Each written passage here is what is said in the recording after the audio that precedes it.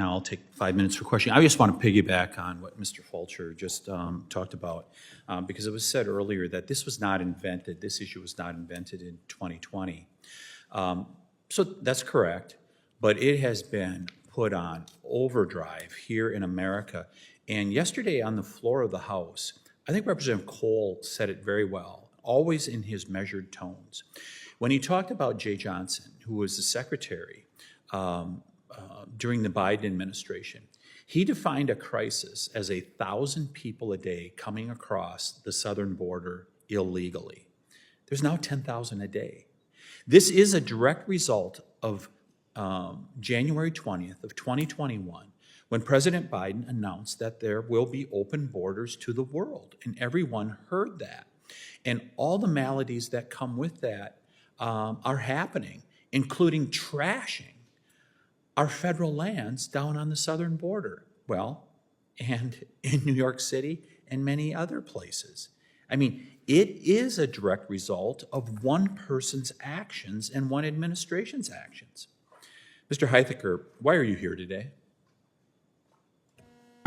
Well, you asked me to be here. That's one reason, and to represent the stance that the U.S. Forest Service has. To testify on behalf of the Forest Service, right? Absolutely. And the Forest Service is testifying today because you received an invitation from the subcommittee to be here today over 2 weeks ago, which you complied with, correct? Correct. Can you think of any reason why the Forest Service was able to show up and testify before us today when your colleagues at the Department of Interior were unable to do so? I can't speak to why the Park Service isn't here, but I'm happy to be here and happy to answer your questions.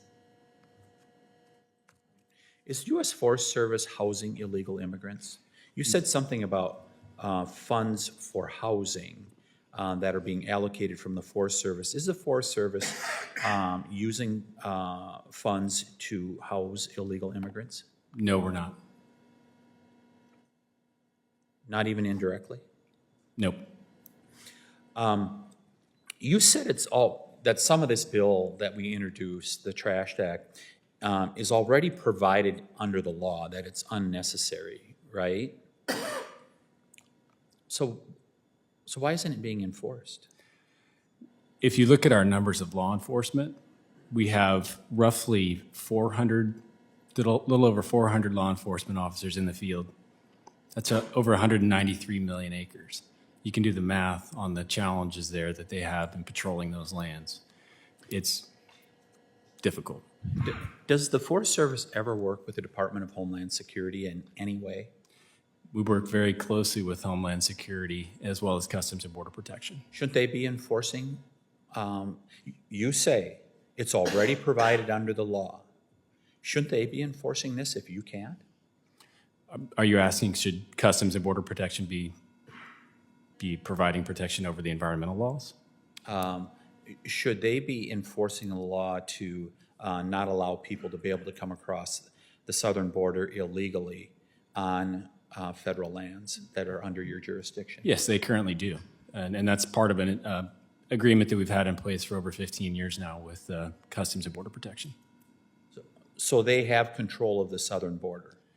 They have jurisdiction to implement their laws that they follow on the southern border on National Forest System lands. Yes. You're not saying what Secretary Mayorkas said, that yes, we have control of the southern border, when the head of the Border Patrol said this year we no longer have operational control of the southern border. You wouldn't be making the same statement as Secretary Mayorkas, would you? If I understand what you're asking correctly, no. We have acknowledged that there is a huge and significant border management issue down there. Thank you.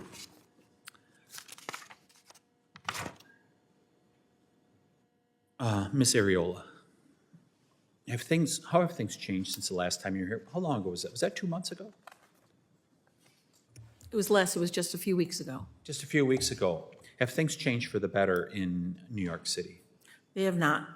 Our numbers have risen to 119,600 that we have in our care, and over 126,000 total if you count the gotaways. Okay, so the situation is getting worse in New York City. It's getting worse every day. We're getting anywhere from 800 to 1,000 migrants per week. There was a representative from New York who said just last week that we should allow Palestinian refugees into America, and in particular, they would be welcomed in New York City. Do you think that's a good idea to do that at this time? I do not. There is no more room in New York City. Thank you. My time is up here. I really appreciate that all of you would share your testimony. We have no other members of the panel that are here that want to question. So thank you very much for your valuable testimony. And members, for your questions. Members of the subcommittee may have some additional questions for our witnesses today, and we will ask that they respond to these in writing.